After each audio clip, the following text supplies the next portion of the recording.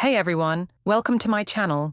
In this video, I'll show you how to fix Gears of War Reloaded if it won't launch, keeps crashing, freezes on startup, or shows a black screen. Let's get started. First, make sure your GPU drivers are up to date. If you have NVIDIA, open GeForce Experience and install the latest drivers.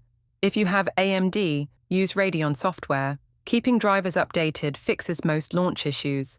Open Steam, or the launcher you're using. Right-click on Gears of War Reloaded, select Properties, Installed Files, verify integrity of game files. This will scan and replace any missing or corrupted files. Right-click the game shortcut or .exe file, choose Properties, then go to the Compatibility tab.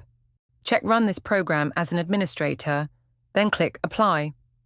Plays like Steam, Discord, Xbox Game Bar, or GeForce Experience can cause crashes. Turn them off and try launching the game again. Still not working? In the same Properties window, try running the game in Windows 7 or 8 compatibility mode, and also check Disable Full-Screen Optimizations.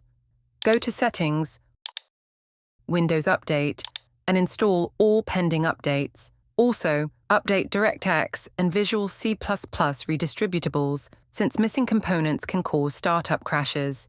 If nothing works, uninstall the game completely, restart your PC, then reinstall it fresh, and that's it. One of these methods should get Gears of War Reloaded running smoothly again. If this video helped you out, don't forget to like, subscribe, and share. Thanks for watching.